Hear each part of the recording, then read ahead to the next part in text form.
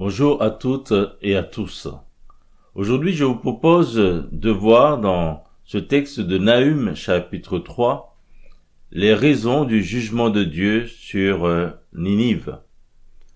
Juda vivait dans la crainte face à cet ennemi puissant qu'étaient les Assyriens. Dieu envoie son serviteur Nahum vers son peuple pour que celui-ci leur apporte une parole de consolation. Dans les 2 premiers chapitres, le prophète Nahum rappelle à Juda qu'il ne devait pas oublier qui était son Dieu, l'Éternel. Il rappelle donc quelques attributs de Dieu pour rappeler que Dieu ne laisse pas impuni le méchant et que lorsqu'on s'attaque à son enfant, donc à son peuple, c'est à lui que l'on s'attaque. Rappelons-nous des paroles de notre Seigneur Jésus qui dit à Saul, qui persécutait son église, il lui dit dans Actes chapitre 9, versets 4 à 5, Saul, Saul, pourquoi me persécutes-tu? Et il répondit, qui es-tu, Seigneur? Et le Seigneur dit, je suis Jésus que tu persécutes. Donc, lorsqu'on s'attaque au peuple de Dieu, on s'attaque à Dieu. Dans ce livre de Nahum, le prophète annonce la destruction de Ninive, donc au chapitre 1, versets 9 à 14. Il annonce comment cette destruction va-t-elle se faire au chapitre 2, soit par les éléments de la nature, le tigre qui sortira de son lit et détruira la muraille de la ville, mais aussi par les hommes, les Babyloniens, ou les Mèdes. Mais aussi dans ce chapitre 3 que nous allons voir, le prophète explique pourquoi cette destruction. Donc j'aimerais vous inviter à la lecture de ce passage de Nahum chapitre 3.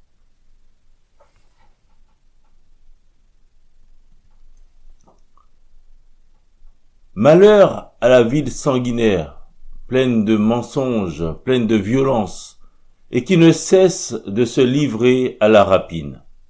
On entend le bruit du fouet, le bruit des roues, le galop des chevaux, le roulement des chars. Les cavaliers s'élancent, l'épée étincelle, la lance brille, une multitude de blessés, une foule de cadavres, des morts innombrables. On tombe sur les morts. C'est à cause des nombreuses prostitutions de la prostituée, pleine d'attraits, habile enchanteresse qui vendait les nations par ses prostitutions et les peuples par ses enchantements. Voici j'en veux à toi, dit l'Éternel des armées. Je relèverai tes pans jusque sur ton visage. Je montrerai ta nudité aux nations et ta honte au royaume. Je jetterai sur toi des impuretés, je t'avilirai et je te donnerai en spectacle. Tous ceux qui te verront fuiront loin de toi, et l'on dira, Ninive est détruite. Qui la plaindra? Où te chercherai-je des consolateurs? Es-tu meilleur que nos Amon, qui étaient assises au milieu des fleuves, entourées par les eaux, ayant la mer pour rempart, la mer pour muraille? L'Éthiopie et les Égyptiens innombrables faisaient sa force, Put et les Libyens étaient ses auxiliaires. Et cependant, elle est partie pour l'exil. Elle s'en est allée captive. Ses enfants ont été écrasés au coin de toutes les rues. On a jeté le sort sur ses nobles, et tous ses grands ont été chargés de chaînes. Toi aussi, tu seras enivré, tu te cacheras. Toi aussi, tu chercheras un refuge contre l'ennemi. Toutes tes forteresses sont des figuiers avec des figues mûres. Quand on les secoue, elles tombent dans la bouche de qui veut les manger. Voici ton peuple, ce sont des femmes au milieu de toi. Les portes de ton pays s'ouvrent à tes ennemis. Le feu consume tes verrous. Puise de l'eau pour le siège. Répare tes forteresses. Entre dans la boue, foule l'argile. Rétablis le four à briques. Là, le feu te dévorera, l'épée t'exterminera. te dévorera comme des sauterelles. Entasse-toi comme les sauterelles, entasse-toi comme les sauterelles. Tes marchands, plus nombreux que les étoiles du ciel, sont comme la sauterelle qui ouvre les ailes et s'envole. Tes princes sont comme les sauterelles, tes chefs comme une multitude de sauterelles, qui se posent sur les haies au temps de la froidure. Le soleil paraît, elles s'envolent, et l'on ne reconnaît plus le lieu où elles étaient.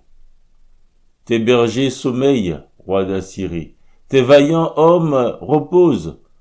Ton peuple est dispersé sur les montagnes, et nul ne le rassemble. Il n'y a point de remède à ta blessure. Ta plaie est mortelle. Tous ceux qui entendront parler de toi battront des mains sur toi, car quel est celui que ta méchanceté n'a pas atteint? Dans ce passage, nous voyons donc les raisons du jugement de Dieu sur Ninive. Nahum avait donné au chapitre 1, verset 9 et verset 11, mais aussi au chapitre 2, verset 3, des raisons pour lesquelles Dieu avait décidé de détruire la ville. Il méditait le mal contre l'Éternel, il est dit au chapitre 1, verset 9 et verset 11. Le rétablissement de son peuple était aussi une raison pour laquelle Dieu avait décidé de détruire la ville.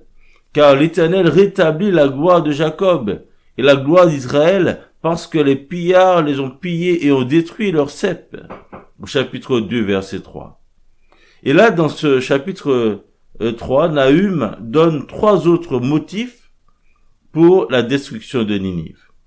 Ninive a été détruite à cause de sa profonde cruauté envers les autres peuples, à cause de sa corruption spirituelle et morale, mais aussi de son orgueil et de son manque de discernement. La première raison, c'est sa profonde cruauté envers les autres peuples, et ça, on le voit dans les 3 premiers versets. Nahum décrit Ninive comme étant une ville sanguinaire. Ils aimaient répandre le sang. Au combat, ils ne faisaient preuve d'aucune pitié et massacraient hommes, femmes et enfants. Ils aimaient la vue du sang. Cette armée terrorisait les autres peuples, car elle ravageait tout sur son passage sans aucune compassion. Ils usaient de la violence pour se livrer à la rapine et ainsi s'enrichir, comme il est dit au chapitre 3, verset 1.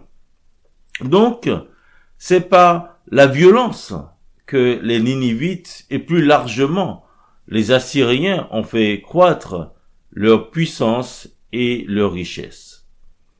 Dieu va appliquer aux Assyriens cette parole que le prophète Abdias avait adressée aux Édomites quand il leur disait « Car le jour de l'Éternel est proche pour toutes les nations.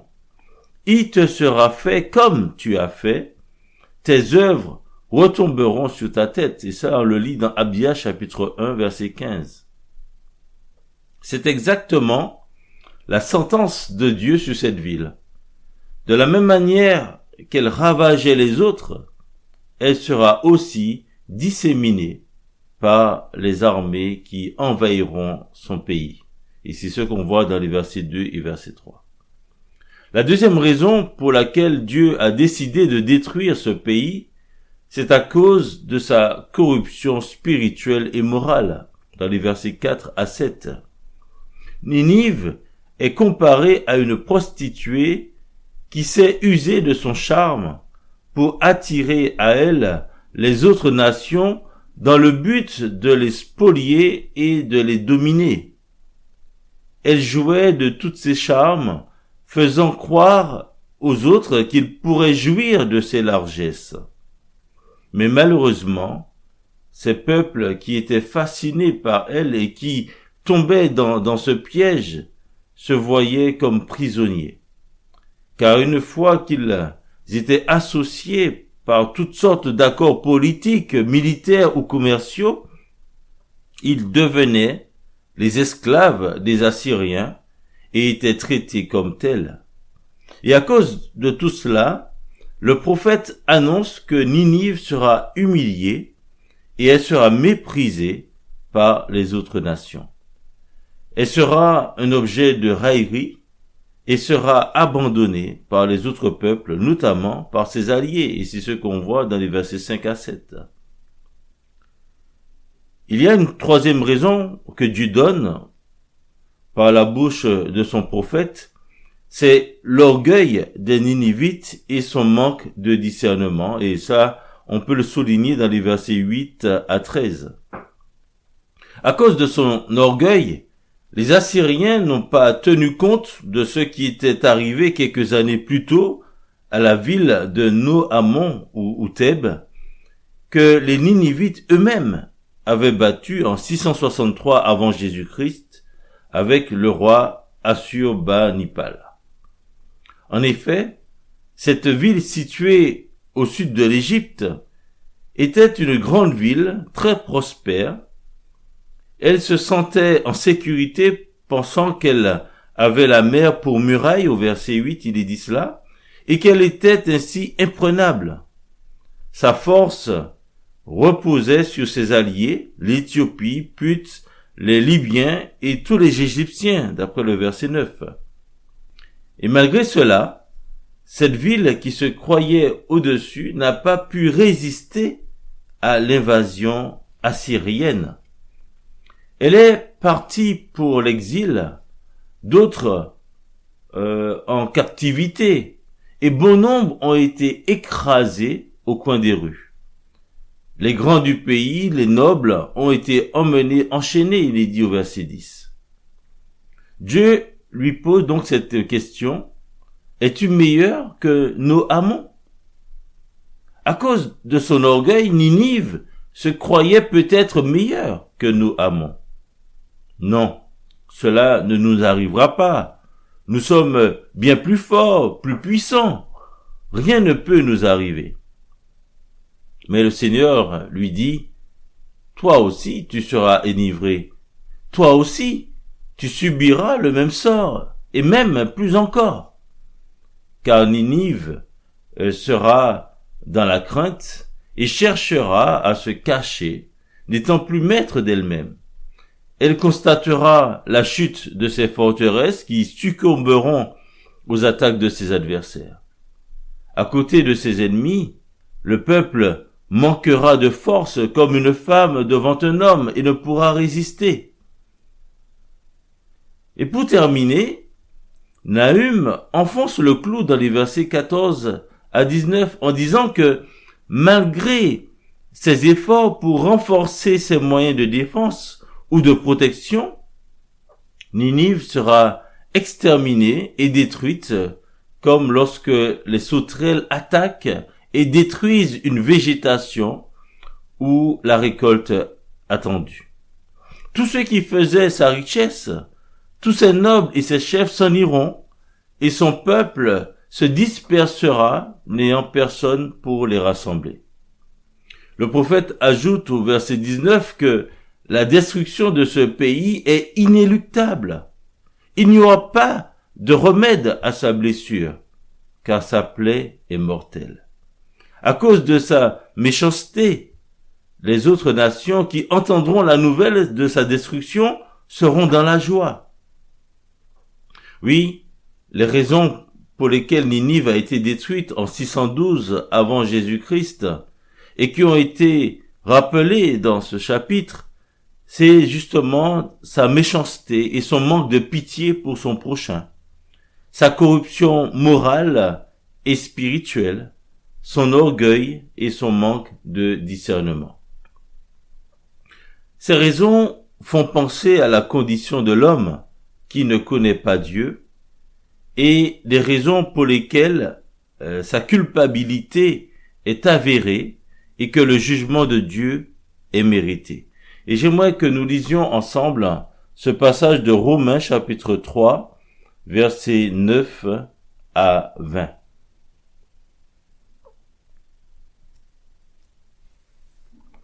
Quoi donc? Sommes-nous plus excellents? Nullement. Car nous avons déjà prouvé que tous, juifs et grecs, sont sous l'empire du péché, selon qu'il est écrit: il n'y a point de juste, pas même un seul. Nul n'est intelligent. Nul ne cherche Dieu. Tous sont égarés. Tous sont pervertis. Il n'en est aucun qui fasse le bien, pas même un seul. Leur gosier est un sépulcre ouvert. Ils se servent de leur langue pour tromper. Ils ont sous leurs lèvres un venin d'aspic. Leur bouche est pleine de malédiction et d'amertume. Ils ont les pieds légers pour répandre le sang. La destruction et le malheur sont sur leur route. Ils ne connaissent pas le chemin de la paix. La crainte de Dieu n'est pas devant leurs yeux. Or, nous savons que tout ce que dit la loi, elle le dit à ceux qui sont sous la loi, afin que toute bouche soit fermée et que tout le monde soit reconnu coupable devant Dieu.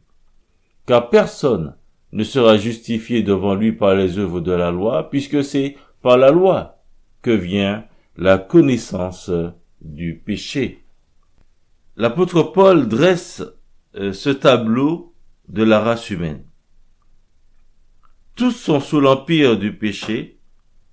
Les Ninivites étaient des hommes et des femmes comme nous, et encore dans ce 21e siècle, des hommes et des femmes font les mêmes choses. Si l'homme n'a pas changé, c'est parce que tous sont des pécheurs. La Bible nous dit car tous sont péchés et sont privés de la gloire de Dieu dans Romains chapitre 3 verset 23. Et par conséquent, tous sont coupables devant Dieu. C'est le constat de l'apôtre Paul quand il dit que tout le monde soit reconnu coupable devant Dieu. C'est ce que nous avons lu au verset 19. Tout comme les Ninivites, sans Christ dans sa vie, l'homme se caractérise par sa méchanceté, car son cœur est mauvais. En Genèse chapitre 6 verset 5, il est dit « L'Éternel vit que la méchanceté des hommes était grande sur la terre, et que toutes les pensées de leur cœur se portaient chaque jour uniquement vers le mal. » C'est cette méchanceté qui poussa Caïn à tuer son frère Abel, dans Genèse chapitre 4, dans les 8 premiers versets. C'est cette méchanceté qui anima le cœur d'Ésaü vis-à-vis de son frère Jacob, qui avait volé son droit d'aînesse. Et ça, on le lit dans Genèse chapitre 27, verset 41. Jérémie a aussi fait ce constat lorsqu'il dit en Jérémie chapitre 17, versets 9 et 10, que le cœur est tortueux par-dessus tout, et il est méchant. Qui peut le connaître? Moi, l'Éternel, j'éprouve le cœur, je sonde les reins, pour rendre à chacun selon ses voies, selon le fruit de ses œuvres. Et l'Ecclésiaste nous dit au chapitre 9, verset 3, « Ceci est un mal parmi tout ce qui se fait sous le soleil, c'est qu'il y a pour tous un même sort. Aussi le cœur des fils de l'homme est-il plein de méchanceté, et la folie est dans leur cœur pendant leur vie. Après quoi, ils vont chez les morts, car qui est excepté? » Tout comme les Ninivites, sans Christ dans sa vie, oui, l'homme se caractérise non seulement par sa méchanceté, parce que son cœur est mauvais, mais aussi par sa corruption morale et spirituelle. Les Ninivites servaient une idole, la déesse Ishtar, déesse de la vie et de la fertilité, de l'amour physique et de la guerre. Et cela laisse imaginer la vie de débauche qui pouvait caractériser ce peuple. L'homme d'aujourd'hui et d'hier n'est-il pas aussi idolâtre? N'est-il pas corrompu moralement et spirituellement? Ne sert-il pas un dieu ou une déesse?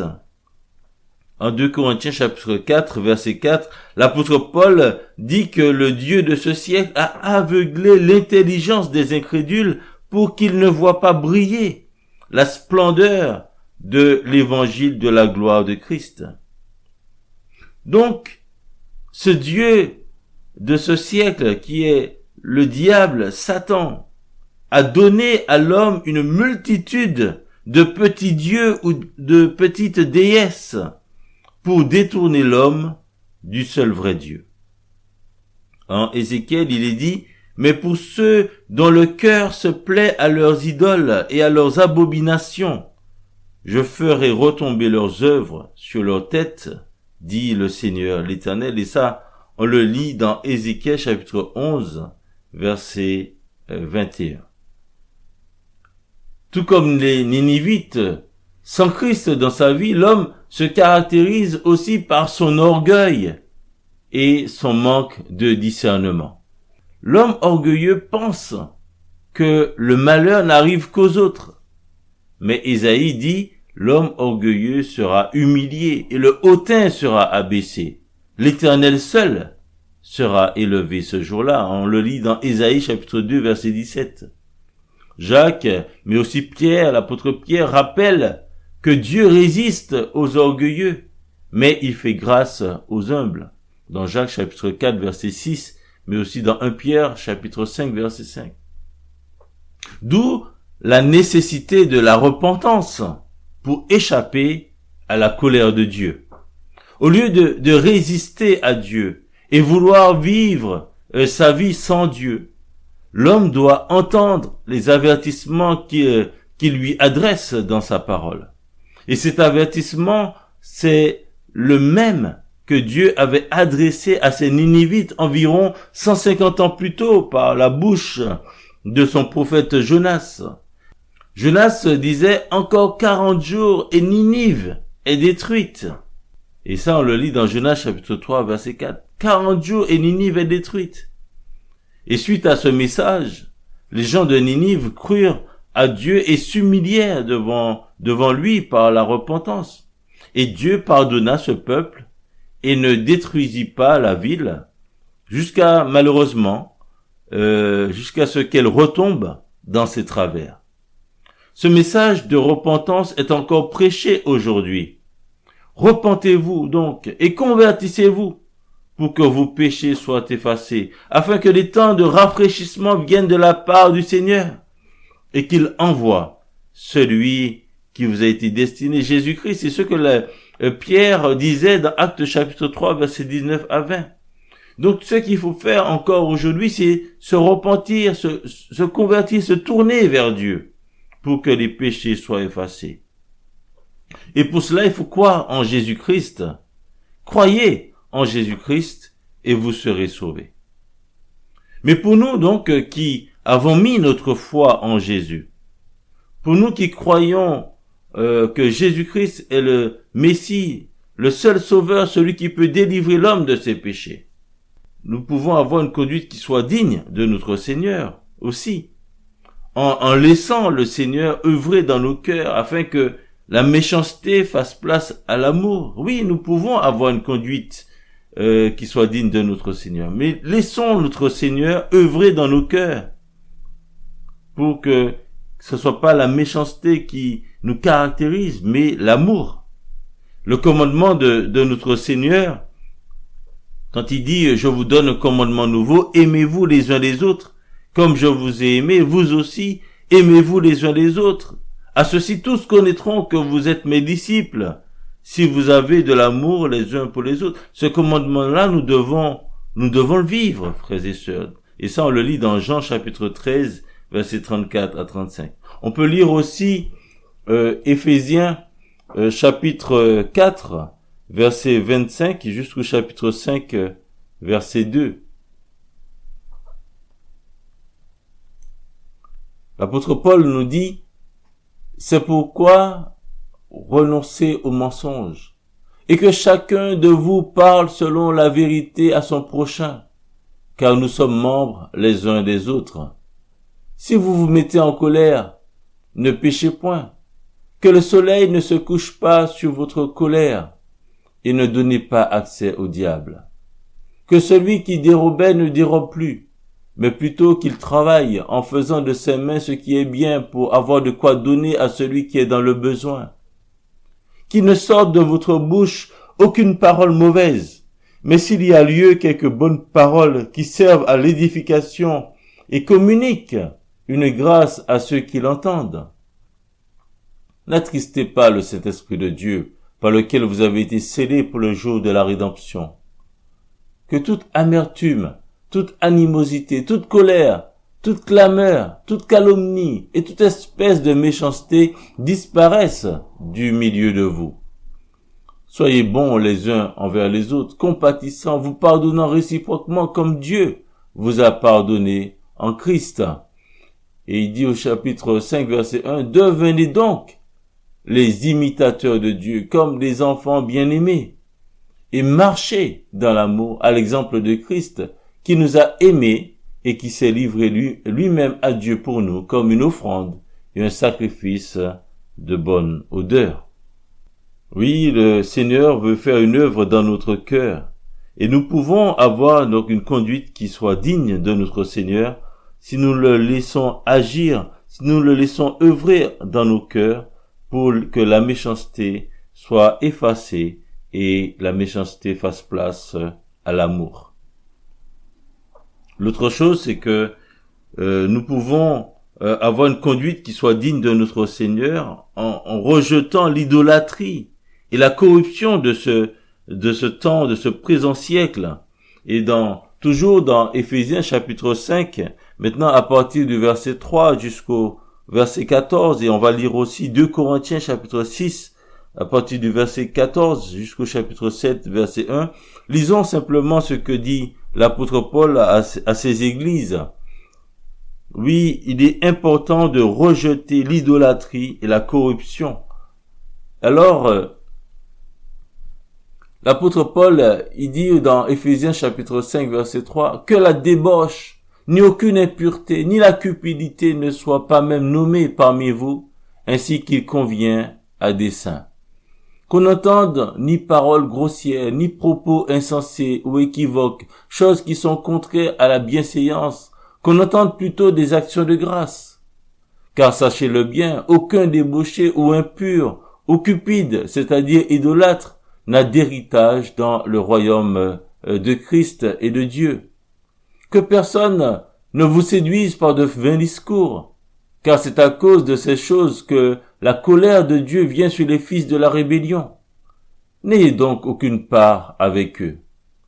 Autrefois vous étiez ténèbres, et maintenant vous êtes lumière dans le Seigneur. Marchez comme des enfants de lumière.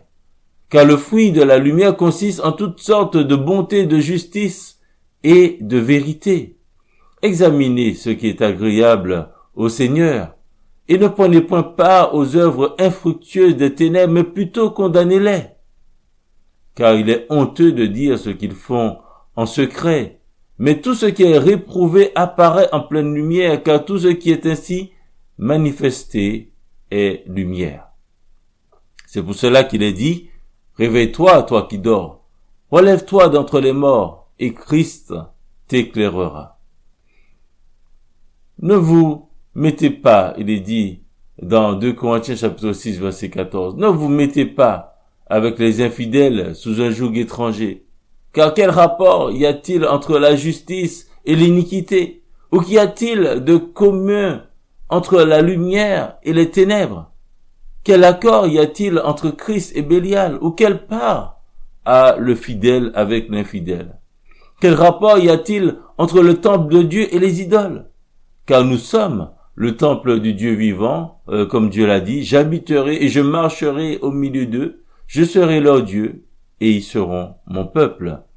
C'est pourquoi sortez du milieu d'eux, et séparez-vous, dit le Seigneur. Ne touchez pas à ce qui est impur, et je vous accueillerai. Je serai pour vous un père, et vous serez pour moi des fils et des filles, dit le Seigneur Tout-Puissant. Après, il continue au verset 1 du chapitre 7 en disant, ayant donc de telles promesses, bien-aimés, purifions-nous de toute souillure de la chair et de l'esprit, en achevant notre sanctification dans la crainte de Dieu. Donc oui, frères et sœurs, faisons les bons choix pour notre vie, des choix qui glorifient Dieu. Une troisième chose aussi que j'aimerais souligner et que ce texte nous apprend, c'est que nous pouvons laisser le Seigneur agir en nous et avoir une conduite qui soit digne de notre Seigneur en tirant instruction aussi des avertissements de Dieu. ne nous croyons pas plus forts que les autres. Que l'humilité et la crainte de notre Dieu nous caractérisent. On l'a lu que Dieu résiste aux orgueilleux, mais il fait grâce aux humbles. Et l'apôtre Paul, dans 1 Corinthiens, chapitre 10, versets 1 à 14, il dit aux Corinthiens, mais il faut tenir compte des instructions, il faut tenir compte de ce qui s'est passé dans la vie du peuple d'Israël et en tirer instruction pour vous aujourd'hui. Alors lisons ce passage dans 1 Corinthiens, chapitre 10, à partir du verset 1. Frères, je ne veux pas que vous ignoriez que nos pères ont tous été sous la nuée, qu'ils ont tous passé au travers de la mer, qu'ils ont tous été baptisés en Moïse dans la nuée et dans la mer, qu'ils ont tous mangé le même aliment spirituel, qu'ils ont tous bu le même breuvage spirituel, car ils buvaient à un rocher spirituel qui les suivait, et ce rocher était Christ. Mais la plupart d'entre eux ne furent point agréables à Dieu, puisqu'ils périrent dans le désert. Or ces choses sont arrivées pour nous servir d'exemple, afin que nous n'ayons pas de mauvais désirs comme ils en ont eu. Ne devenez point idolâtres comme quelques-uns d'entre eux, selon qu'il est écrit, le peuple s'assit pour manger et pour boire, puis ils se levèrent pour se divertir. Ne nous livrons point à la débauche, comme quelques-uns d'entre eux s'y livrèrent, de sorte qu'il en tomba 23 000 en un seul jour. Ne tentons point le Seigneur, comme le tentèrent quelques-uns d'entre eux, qui périrent par les serpents.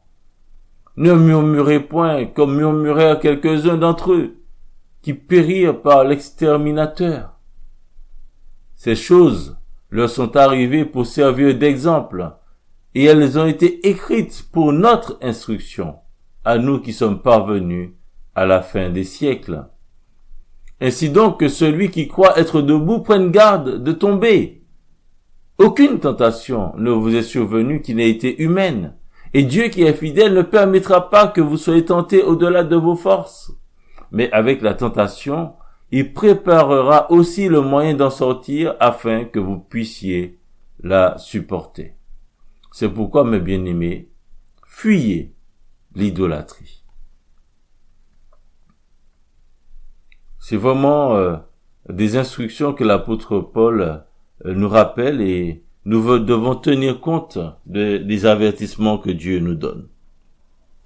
Dans ce passage de Nahum, donc le chapitre 3, le prophète donne les raisons pour lesquelles la ville de Ninive a été détruite. Sa méchanceté et sa cruauté, sa corruption morale et spirituelle, son orgueil et son manque de discernement. Le Seigneur avait déjà averti ce peuple par la bouche de son serviteur Jonas, et il avait fait grâce. Mais le peuple s'est détourné de Dieu pour recommencer à commettre ces atrocités. À cause de son péché, et puisqu'il ne s'est pas soucié de Dieu, il a été jugé coupable et a été destiné à la destruction. Nous avons vu que devant Dieu, tous les hommes sont des pécheurs et tous sont comme les Ninivites. Tous sont coupables devant Dieu. Et si l'homme ne se repent pas, il sera jeté dans l'étang de feu avec le diable et ses anges et tous ceux qui ne veulent pas se soumettre à Dieu. La Bible nous dit, aujourd'hui, si vous entendez sa voix, n'endurcissez pas vos cœurs comme lors de la révolte, dans Hébreux chapitre 3 verset 15. Repentez-vous et tournez-vous vers Dieu pour qu'il efface vos péchés. Et si vos péchés sont comme le cramoisi, ils deviendront blancs comme la neige, c'est ce que dit Ésaïe au chapitre 1 verset 18. Pour nous qui avons déjà fait ce pas de la foi, tenons ferme et laissons le Seigneur continuer son œuvre en nous pour que nous n'ayons pas un cœur méchant, mais un cœur aimant comme notre Seigneur qui nous a aimés et s'est livré pour nous.